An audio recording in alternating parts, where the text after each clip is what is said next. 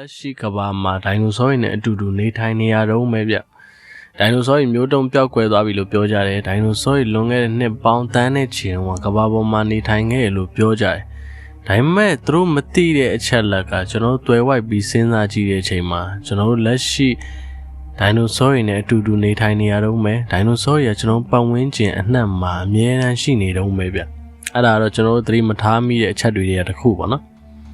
်အဲ့တော့အဲ့အကြောင်းတွေကိုမပြောခင်ကျွန်တော်ဒိုင်နိုဆောကြောင့်ပြန်စာ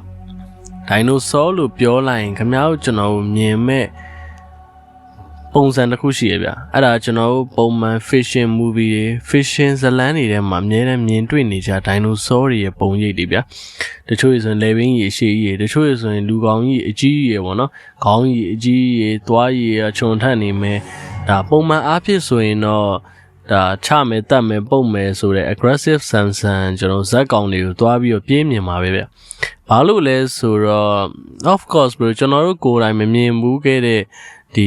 ီသရဝါရီရဲ့ပုံစံတွေကိုကျွန်တော်ရုပ်ရှင်တွေထဲမှာမြင်တယ်ပုံတွေထဲမှာမြင်တဲ့အတွက်ကျွန်တော်တို့စိတ်ကဒိုင်နိုဆောလို့ပြောလိုက်ကြတယ်ဒီပုံစံတွေကိုပဲတွားပြီးတော့ပြေးမြင်တာပေါ့နော်ဒီရွယ်စားဒီပမာဏရှိရမယ်ဒီလိုပုံစံတွေရှိရမယ်လို့ကျွန်တော်တို့ထင်ခဲ့တာပေါ့ကျွန်တော်ဆိုရင်ပို့ပြီးတောင်မှနည်းနည်းပိန်းတယ်လို့ပြောလို့ရသေးတယ်။ဘာလို့လဲဆိုတော့ကျွန်တော်ကဒိုင်နိုဆောကြောင့်တေချာမသိခဲ့တဲ့လူဆိုတော့ကျွန်တော်ထင်တဲ့ဒိုင်နိုဆောကြတော့ကျွန်တော်ဗျာကင်းကောင်ကားရည်ထဲမှာကျွန်တော်တစ်ခါကြရင်မြင်ရတဲ့ဒီဒိုင်နိုဆောတွေကိုတော့မှကျွန်တော်သွားပြေးမြင်တယ်တစ်ခါကြရင်အဲ့လိုလေပေါ်မှာပြန်နေရမျိုးတွေတစ်ခါကြရင်ရေထဲမှာရှောက်သွားနေတဲ့အကောင်အကြီးကြီးတွေကိုတော့မှကျွန်တော်ဒိုင်နိုဆောလို့ထင်တာပေါ့နော်။အမှန်တကယ်ကတော့သိပ္ပံပညာရှင်တွေပြောတဲ့ပုံစံဒီ standard ရဆိုရင်ဒိုင်နိုဆောတွေကသူတို့ကကုန်းပေါ်မှာပဲနေတာဗျကုန်းနေတဲ့ဝါတစ်မျိုးပေါ့နော်အဲ့ထဲမှာဒီ60ရာခိုင်နှုန်းလောက်ဒိုင်နိုဆောတွေကသူတို့ကအသီးရွက်ဒီတေဥတစ်ဖူပဲစားတာပေါ့နောက်ထပ်40ရာခိုင်နှုန်းကကြတော့ဒီ Gallimimus တို့ပြီးတော့ဒီ Ovipator တို့အဲ့လိုဒိုင်နိုဆောတွေကတော့ဒါအစုံစားတဲ့ဒိုင်နိုဆောတွေမှာပါတယ်လို့ပြောထားရပေါ့နော်အဲ့တော့ဒီဒိုင်နိုဆောကြောင့်ပြန်ပြီးတော့စရင်တော့သိပ္ပံပညာရှင်တွေတက်ခွဲချက်အရာဒီကာဗွန်သက်တမ်းမှတ်တမ်းတွေအရာဆိုရင်လွန်ခဲ့တဲ့နှစ်ပေါင်း65သန်းကျော်လောက်မှာဒီမီဆိုဆိုရစ်ခေတ်တဲ့အဆုံးသတ်ပေါ့နော်မက္ကဆီကိုနိုင်ငံယူကရိန်းကျွန်းဆွယ်လေးမှာအချင်း6မိုင်ကျော်တဲ့ချီဆူလုလို့ခေါ်တဲ့ဥက္ကာပြန်ကြီးဟာပြုတ်ကျလာတာဗျအဲ့မှာကဘာပြက်ကိန်းကနေမှစပြီးတော့ဒီကုန်းနေတရဝါတွေအကုန်လုံးတေဆုံးပြီးဒိုင်နိုဆောတွေမျိုးတုံးနဲ့အချိန်တစ်ခုရောက်လာတာပေါ့ဗျာမျိုးတုံးဝါရပေါ့နော်ကျွန်တော်တို့အားလုံးသိထားတဲ့အမှန်တရားဇာတ်လမ်းတစ်ခုပေါ့ဒါကတော့ဒိုင်နိုဆောတွေအကုန်လုံးမျိုးတုံးသွားတယ်ဘာကြောင့်လဲဆိုတော့ကျွန်တော်ဥက္ကာပြန်ကြီးကျလာလို့ကဘာပေါ့အဲ့ရနေမှစတာပေါ့အဲ့တော့ကျွန်တော်တို့အဲ့ဒိုင်နိုဆောအကြောင်းပြောမယ်ဆိုရင်ကျွန်တော်လူသားအကြောင်းကလည်းမရှိမဖြစ်ပဲပေါ့နော်ကျွန်တော်တို့အခုရုပ်ရှင်တွေထဲမှာမြင်နေရတဲ့ဇာတ်လမ်းတွေထဲမှာမြင်နေရတဲ့လူသားတွေကဒီဒိုင်နိုဆောတွေနဲ့အတူတူနေခဲ့ပါတယ်လူသားတွေကဒိုင်နိုဆောတွေကိုအမဲလိုက်ပြီးတော့မှဒိုင်နိုဆောအသားကိုမီးကင်စားလောက်တဲ့အထိဇာတ်လမ်းတွေအများကြီးမြင်ခဲ့ရဘူးတယ်ပေါ့နော်ကျွန်တော်ဒီရုပ်ရှင်ဇာတ်လမ်းတွေရှိတယ်စာအုပ်ဇာတ်လမ်းတွေရှိတယ်အများကြီးပေါ့အဲ့ထဲမှာဒီသိပ္ပံနီးကြဆိုရင်ဒိုင်နိုဆောနဲ့ကျွန်တော်လူသားတွေကဘယ်တော့မှမတွေ့ခဲ့ဘူးထိတွေ့ဆက်ဆံမှုလည်းမရှိခဲ့ဘူးဆိုတဲ့သိပ္ပံနီးအချက်လက်တွေကိုအများကြီးတွေ့ရတယ်ဗျ။ဘာလို့လဲဆိုတော့ကျွန်တော်လူသားသမိုင်းအကြောင်းလည်းအရှိမကျွန်တော်ဗီဒီယိုလေးတစ်ခုတင်ထားရဗျ။အဲ့ဗီဒီယိုထဲမှာဆိုရင်ကျွန်တော်လူသားရဲ့လို့စပြီးတော့ခေါ်လို့ရတဲ့အချိန်တစ်ခုကကျတော့ Homo sapien လို့ခေါ်တဲ့ကျွန်တော်လူသားမျိုးနွယ်အစပေါ့နော်။အဲ့လူသားမျိုးနွယ်အစကကျတော့လွန်ခဲ့တဲ့နှစ်ပေါင်း3သိန်းရမှစတာဗျ။ကျွန်တော်ကဘာပေါ်လွန်ခဲ့တဲ့နှစ်ပေါင်း3သိန်းရမှာကျွန်တော် Homo sapien လို့ခေါ်တဲ့လူသားအုံနောက်ရည်လို့လူသားအသိဉာဏ်နဲ့လူသားရည်လို့ဖြစ်လာတဲ့အချိန်ပေါ့နော်အဲ့ဖြစ်လာတဲ့အချိန်နဲ့ကျွန်တော်တို့ပုံမှန်တွက်ကြည့်မယ်ဆိုရင်ဒီဒိုင်နိုဆောတွေဖြစ်တည်ခဲ့တဲ့နှစ်ပေါင်းဒီ65တန်းကြတော့ကျွန်တော်တို့လူသားတွေဖြစ်တည်လာတဲ့လွန်ခဲ့တဲ့နှစ်ပေါင်း3သိန်းနဲ့ကြတော့64တန်းကျော်လောက်တည်သွားပြီးတော့ကွာခြားနေရဗျအဲ့တော့ပြောချင်တာကဗျာဒီဒိုင်နိုဆောဆိုတဲ့ဒီသတ္တဝါတွေကျွန်တော်ကမ္ဘာပေါ်မှာအကြာကြီးကျဆားလာပြီးတော့မှအကြာကြီးအဆင့်ကဲပြီးတော့ DNA ပြောင်းလဲလာပြီးနောက်ပိုင်းမှာကျွန်တော်လူသားတွေကဒီကမ္ဘာပေါ်ရောက်လာခဲ့ရပါတော့လူသားရဲ့လို့ပြန်ပြီးတော့ပြောနိုင်လောက်တဲ့စွမ်းအင်တွေလူသားရဲ့လို့မှတ်ထားနိုင်တဲ့စွမ်းအင်တွေကအဲ့အချိန်မှာခွဲခြမ်းစိတ်ဖြာနိုင်တဲ့အုံနောက်ရဲ့လို့ဖြစ်လာတဲ့လူသားတွေ စပြီးတော့တွေ့ရှိခဲ့တာပေါ့နော်ဒါကတော့ Homo sapien လို့ခေါ်တဲ့လူသားပေါ့အဲ့မှာကျွန်တော်တို့မေးစရာရှိတာကဒီလူသားနဲ့ကျွန်တော်တို့ဒိုင်နိုဆောတွေကဆက်ဆက်မှုမရှိဘူးလားကျွန်တော်တို့လုံးဝထိတွေ့ခဲ့မှုမရှိဘူးဆိုတော့ကျွန်တော်တို့သူတို့ရဲ့ story ထဲမှာမပါဘူးလားသူတို့ရဲ့သမိုင်းထဲမှာမပါခဲ့ဘူးလားလို့ပြောရင်တော့ကျွန်တော်လွန်ခဲ့တဲ့သမိုင်းနှစ်ပေါင်းတန်းနဲ့ချီတုန်းကတော့မပါခဲ့ဘူးဗျဒါပေမဲ့ကျွန်တော်တို့လူသားတွေနဲ့တော့တိုက်ရိုက်အခုချိန်ထိဆက်သွယ်မှုရှိနေတယ်ဘာလို့အဲ့လိုပြောနိုင်တာလဲလို့ပြောရမယ်ဆိုရင်တော့ကျွန်တော်အခုလက်ရှိဒီပတ်ဝန်းကျင်မှာမြင်တွေ့နေကြငှက်လေးတွေကြက်လေးတွေနော်ငှက်ဥတွေကြက်ဥတွေအကုန်လုံးကဒါဒိုင်နိုဆောကလာတဲ့မျိုးဆက်တွေအကုန်လုံးပဲဗျအဲ့လိုပြောရင်တော့အံ့ဩစရာကောင်းလိမ့်မယ်လက်မခံခြင်းစရာလည်းကောင်းလိမ့်မယ်ဒါပေမဲ့ကျွန်တော်တို့လက်မခံလို့မရတဲ့အမှန်တရားတစ်ခုပဲဗျဘာလို့ကျွန်တော်တို့အဲ့လိုပြောရတာလဲဆိုတော့ကျွန်တော်တို့အကုန်လုံးသိတဲ့ဥက္ကာပြန်ကြာရောက်လာတဲ့အချိန်မှာဒီကဘာပေါ်ကကုန်းနေသရဝါတွေအကုန်လုံးကျွန်တော်တို့ဒိုင်နိုဆောတွေအကုန်လုံးမျိုးတုံးခဲ့တယ်ပေါ့နော်အဲ့မှာမျိုးမတုံးမဲ့နဲ့ကြံရစ်ခဲ့တဲ့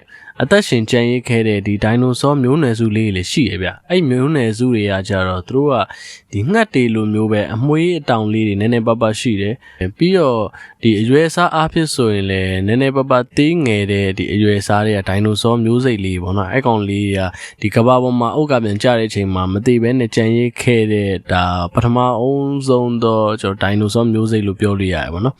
်အဲ့ရနေမှာဒီဒိုင်နိုဆောအသေးလေးကကျွန်တော်တို့ဒီနှစ်ပေါင်းတန်းနဲ့ချီဖြတ်တန်းပြီးတော့မှရာသီဥတုမျိုးဖြတ်တန်းလာပြီးရဲ့နောက်ပိုင်းမှာတော့ကျွန်တော်တို့ဒီကဘာပေါ်မရောက်ခင်ကျွန်တော်တို့လူသားတွေလို့မဖြစ်လာခင်တည်းကကျွန်တော်တို့က DNA အများကြီးဆင့်ကဲပြီးတော့မှပြောင်းလဲပြီးပြီဗျာအဲ့တော့ခင်ဗျားတို့ကျွန်တော်တို့အခုမြင်နေရတဲ့နောက်ပိုင်းကျွန်တော်တို့ရှာတွေ့တဲ့ဒီအယိုးစုတွေ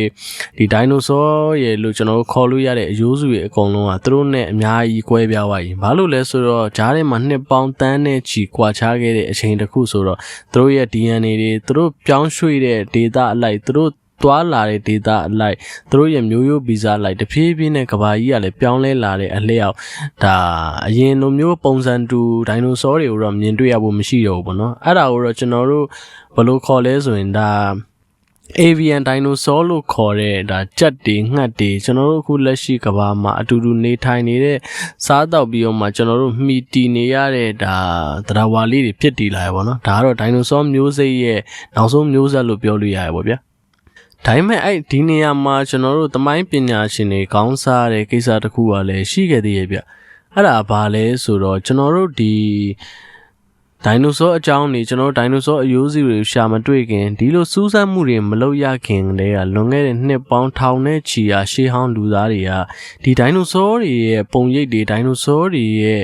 ့ဒီအရွယ်စားပမာဏတွေကိုသူတို့ကကြိုသိနေပြီဗျအဲ့ဒါဘာလို့အဲ့လိုပြောတာလဲဆိုရင်ကျွန်တော်တို့ဥပမာအနေနဲ့ကမ္ဘောဒီးယားနိုင်ငံလွန်ခဲ့တဲ့နှစ်ပေါင်း800ကျော်ကတိစောက်ခဲ့တဲ့ဒီရှေးဟောင်းအန်ကောဝစ်လို့ခေါ်တဲ့ဘုရားကျောင်းကြီးရှိရပါတော့ကျွန်တော်တို့ဖတ်စာအုပ်ထဲမှာလည်းခင်ဗျားတို့သင်ခဲ့ရဘူးမှာပါအန်ကောဝစ်ဘုရားကျောင်းဆိုတာနာမည်ကြီးပဲပေါ့နော်အဲ့ဘုရားကျောင်းရဲ့ဒီတာပရွန်နိုင်ငံကြောက်စစ်ပကြီးတွေထဲမှာဒီကြောရိုးဂျွန်တွေပါတဲ့ Stegosaurus လို့ခေါ်တဲ့ဒီဒိုင်နိုဆောရဲ့ပုံပန်းတဏ္ဍာနဲ့90%လောက်တူညီတဲ့တိရစ္ဆာန်ပုံတစ်ပုံကွက်တီထွင်းထူထားတာကိုတွေ့ရတယ်ပေါ့ဗျာအဲ့တော့ပြောချင်တ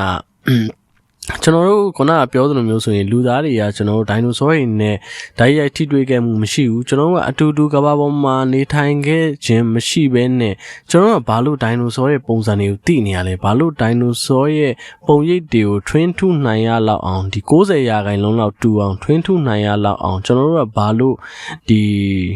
့ဒီပုံရိပ်တွေကိုမြင်မှုခဲ့တာလဲဘလို့မြင်မှုတာလဲအတွေးထဲမှာပဲလားရန်တမ်းပြီးပဲရှောက်ဆွဲထားတဲ့ပုံတစ်ပုံပဲလားဒါကတော့အခုချိန်ဒီလေသိပ္ပံပညာရှင်တွေကောင်းခဲ့နေရတဲ့ကိစ္စတစ်ခုပေါ့နော်သိပ္ပံနည်းကြဆိုရင်တော့ကျွန်တော်တို့ကဘယ်တော့မှဒီဒိုင်နိုဆောတွေနဲ့အတူတူနေထိုင်ခဲ့တယ်လို့ပြောလို့ရတဲ့သက်တွေလုံးဝမရှိဘူးပေါ့နော်ဘာလို့လဲဆိုတော့လူသားမျိုးနွယ်ရဲ့လို့ဖြစ်လာတာလွန်ခဲ့တဲ့နှစ်ပေါင်း300မှာဖြစ်လာတာဒိုင်နိုဆောဖြစ်လာတာကြတော့လွန်ခဲ့တဲ့နှစ်ပေါင်း65တန်းကျော်လောက်ကဖြစ်လာတဲ့ဆိုကိစ္စတစ်ခုဆိုတော့ဂျားထဲမှာနှစ်ပေါင်းကတန်းနဲ့ချီပြီးကွာနေပြီဗျအဲ့မှာမေကွန်ထုတ်เสียကိစ္စတစ်ခုကကြတော့ဒါဒီလူသားတွေကအဲ့အချိန်ကတကယ်ပဲဒါဒိုင်နိုဆောရဲ့အယိုးစုတွေကိုမြင်ခဲ့လို့လားဒါမှမဟုတ်သူတို့ရဲ့ဒီစိတ်ကူးအတွေးခေါ်တွေကပဲ ဒီလိုတချို့အယိုးစုတွေကိုမှအခြေခံပြီးတော့မှဒီလိုပုံတွေဆွဲခဲ့ရလားဆိုတာဘယ်သူမှတော့မသိနိုင်ဘူးပေါ့နော်လွန်ခဲ့တဲ့နှစ်ပေါင်းထောင်ချီရလူသားတွေဖြစ်ခဲ့တာဆိုတော့အဲ့တော့အနှစ်ချုပ်ပြောရရင်ကျွန်တော်တို့လူသားတွေနဲ့ဒိုင်နိုဆောတွေကတိုက်ရိုက်ထိတွေ့ပြီးတော့အတူတူနေထိုင်ခဲ့တဲ့သက်သေတော့မရှိဘူးဒါကလည်းလုံးဝမဖြစ်နိုင်တဲ့ကိစ္စကြီးပြတည်တာနှစ်ပေါင်းကတန်းနဲ့ချီကွာနေရဆိုတော့အဲ့တော့ကျွန်တော်ရုပ်ရှင်တွေထဲမှာမြင်နေလိုမျိုးပဲကျွန်တော် fiction ဇာတ်လမ်းတွေအရဆိုရင်နော်ဒီရှေးဟောင်းလူသားတွေကဒိုင်နိုဆောတွေကိုမဲလိုက်တယ်လို့ကျွန်တော်တို့ဂျားထဲမှာဒါပရိပခါရှိခဲ့တယ်လို့ဘာလို့အဲ့လိုကိစ္စတွေလည်းရှိမှာမဟုတ်ဘူးလို့သိပ္ပံပညာရှင်တွေကပြောထားရပါတော့ဒိုင်နိုဆောဆိုတာတော့ကျွန်တော်တို့အခုလက်ရှိကဘာမှာမြင်တွေ့နေတဲ့ချက်လေးတွေငှက်လေးတွေခင်ဗျားတို့အပြင်မှာမြင်နေတဲ့ခိုးလေးတွေဒါတွေအကုန်လုံးကတဖြည်းဖြည်းနဲ့စင်ကဲပြောင်းလဲလာတဲ့ DNA နော်ဒါဒိုင်နိုဆောရဲ့ evolution လို့ပြောလို့ရတယ်နောက်ဆုံးမျိုးဆက်လို့ပြောလို့ရတဲ့ဒီ DNA မျိုးကွဲလေးဖြစ်တယ်ပေါ့နော်ကျွန်တော်တို့ဒီကဘာကိုမရောက်ခင်တည်းကလွန်ခဲ့တဲ့နှစ်ပေါင်းတန်းနဲ့ချီမှာသူတို့စင်ကဲပြီးပြောင်းလဲလာတဲ့ပုံစံလေးတွေကနေမှဒီသရဝါလေးတွေဖြစ်လာတာကိုကျွန်တော်တို့ကကြက်လို့ငှက်တို့ဒါမျိုးလေးခေါ်ကြရပေါ့အဲ့ရနေမှာကျွန်တော်တို့သတ်မှတ်ကြတဲ့တိရစ္ဆာန်လေးဖြစ်လာရပေါ့အခုကြည့်နေတဲ့လူတွေထဲမှာရောဆိုတော့ရှေးဟောင်းလူသားတွေကျွန်တော်လွန်ခဲ့တဲ့နှစ်ပေါင်းထောင်ချီရလူသားတွေကဘလို့ဖြစ်လို့ဒီဒိုင်နိုဆောပုံတွေကိုဒီဖះเจ้าမှာရွေးဆွဲခဲ့ကြရတယ်သူတို့လုံးဝမမြင်ဘူးပဲသူတို့အထူးထူးကဘာပေါ်မှာတခါမှတော့မတွေ့ဘူးခဲ့တဲ့သရဝါပုံစံမျိုးတွေကိုဘလို့ဖြစ်လို့ဒါ90ရာခိုင်နှုန်းလောက်အထိတူညီအောင်ရေးဆွဲနိုင်တာလေဒီအယိုးစုပုံတွေပါတယ်ဆိုရင်ပေါ့နော်ဒါတော်တော်လေးထူးဆန်းတဲ့ကိစ္စတစ်ခုလို့ပြောလို့ရတယ်ဒါတစ်ဖက်ကစဉ်းစားကြည့်မယ်ဆိုရင်လည်းသူတို့အိုက်ခက်မှာတကယ်ပဲအယိုးစုတွေကိုတွေ့ခဲ့လို့ဒါတွေကို inspire လုပ်ပြီးတော့တကယ်ပဲဒီနိုင်ငံတွေမှာရေးဆွဲခဲ့ရလားဒါကတော့မေးခွန်းထုတ်စရာကိစ္စတစ်ခုပေါ့နော်ဒါကိုထင်တဲ့အတွေးခေါ်တွေခင်ဗျားတို့ကဘယ်လိုထင်လဲဒါခင်ဗျားတို့အတွေးအကုန်လုံးဒါ comment မှာရေးသွားခဲ့လို့ရပါတယ်နောက်ထပ်ဗီဒီယိုမှာလည်းထပ်တွေ့ကြပါမယ်ကျေးဇူးတင်ပါတယ်